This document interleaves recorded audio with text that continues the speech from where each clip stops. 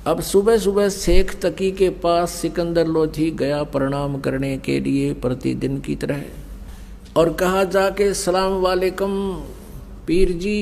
पीर जी का तो टेढ़ा मुंह हो रहा, नो कह मुझे क्या जरूरत है, तुझे मिल तो गया सलाम करने वाला, क्या जरूरत है मेरी। और ठीक है, मैं अब जाके सारे मुसलमानों को बता दूंगा कि राजा तो काफिर हो गया, हिंदू को गुरु बना लिया। अब सिकंदर लोधी के पांव तले की धरती खिसकी कि जाते काम करेगा, और मानना ना सुनता नहीं कति। सिकंदर लोधी ने कहा पीर जी ऐसी क्या गलती होगी कि तुझे तो भगवान मिल गया, अल्लाह मिल गया, अल्लाह आकार में आने लग गया है, हमारे मुसलमान धर्म के विरुद्ध तू बातें कर रहा है। और केवल हमारे हजरत मोहम्मद जी ने ही एक गाय को जीवित किया था, एक बकरे को जीवित किया था। कहते तू इसको अल्लाह मानता है, मैं नहीं मानता, और मुसलमान समाज को कह दूंगा यह सारी कहानी, फिर तू जाने वो जाने। अब सिकंदर को पता था ये नाश करेगा जाते ही। सिकंदर लोधी वापस आ गए टेंट में जहां कबीर जी विराजमान थे। सिकंदर लोधी के चेहरे की उदासी देखकर भगवान ने पूछा कि राजन कोई राजकाज की बुरी खबर सुन ली क्या, आप मायूस कैसे हैं। तो सिकंदर लोधी ने कहा प्रभु क्या बताऊं, अब मेरे दुख ने मैं जान सकता हूं, मेरे साथ बीती हुई घटनाओं से मैं परिचित हूं, ये पीर जी नहीं जानता, ये मेरा धार्मिक गुरु जो है, ये मेरा पहलड़ा खसम, अब यो मन इतना दुखी कर रहा है परमात्मा, कल से मुझे चैन नहीं है इसकी। वहां से भी मैंने देखी थी इसकी जो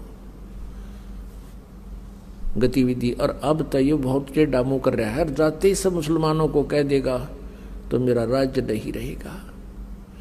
परमेश्वर ने पूछा क्या चाहता है ये।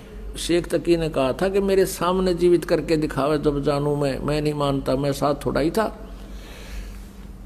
तो कबीर जी ने कहा कि उसको कह दो कोई मुर्दा ले आवे, चाहे कोई पशु ले आ, पक्षी ले आ, कोई मनुष्य ले आ, और अब जिंदा कर देता हूं, कह दे उसको ले आ मुर्दा। सिकंदर लोधी गया शेख तकी के पास और कहा पीर जी आप कोई मुर्दा ले आओ, और कबीर जी कहते हैं अभी जीवित कर दूंगा।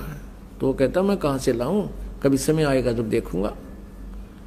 अब परमात्मा को पता था कि राजा का टेंशन बना दी इसने, और ये दिल्ली तक पहुंचाएंगे इतने तो हार्ट अटैक हो जाए मनमाने सिकंदर का। तो कहते हैं अपने भगत की टेंशन भी परमात्मा एक सेकंड में कारण बना दे। उसी समय क्या देखा कि दरिया के बाहर सब कोई टहल रहा था, कोई नहा रहा था, कोई अपना घूम रहा था।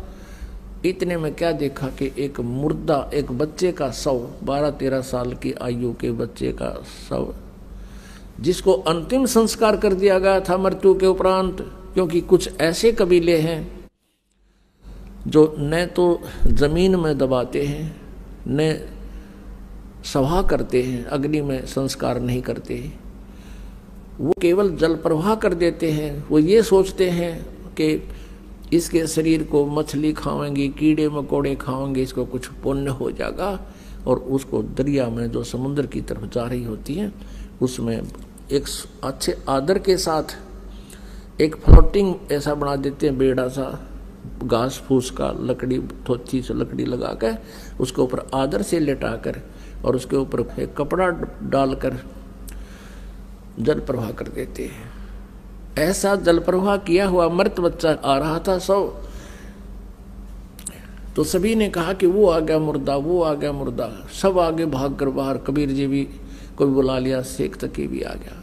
और शेख तकी कहता है अब करके दिखा दे इसको जीवित, हम मान जाएंगे। परमात्मा बोले पहले तू करके दिखा, कहीं फिर बाद में नंबर बनाओ मैं भी कर दूँ। अब सभी ने कहा ठीक है शेख तकी आप भी करके दिखा दो, आपके पास कोई शक्ति है। अब वो लगा अपने जंतर मंतर करण, यावा होता वो तो होना क्या था उससे। वो पहुंच गया, मुर्दा चला गया लगभग 2-3 फरलांग, यानी 600-700 फुट नीचे को डाउन स्ट्रीम में बहता हुआ। तो शेख तकी कहता है ये तो अपने सिर से बला उतरवाना चाहा था, ये भी नहीं कर सकता, ये बातें बनाता है। ये तो चाहा था कि मुर्दा चला जाए, तेरी इज्जत रह जावे, वो इसने कर ही दिया, मुझे लगा दिया इस पे। अब परमात्मा ने ऐसे संकेत किया मालिक ने हाथ से, वो मुर्दा वापस चल पड़ा। जैसे इंजन की नौका होती है, इंजन वाली मोट, और वो दरिया के फ्लो के विपरीत चल पड़ती है, ऐसे वो मुर्दा दरिया के ऊपर से ऐसे वापस आके और वहां खड़ा हो गया सामने, ऐसे लेट नुका नु स्थिर हो गया मुर्दा, वो मृत शरीर। नीचे से लहरें बह रही हैं दरिया की और वो सब ऐसे है। तब परमात्मा ने कहा, जीवात्मा जहां भी है तू कबीर आदेश से इसमें प्रवेश हो और बाहर आ जा। इतना कहना ही था प्रभु का कि सारे शरीर में कंपन होने लगी और वो बच्चा एकदम खड़ा होकर और तैरता हुआ बाहर आया और परमात्मा के चरणों में दंडवत प्रणाम किया। बोलो बंदी छोड़ कबीर साहेब की जय।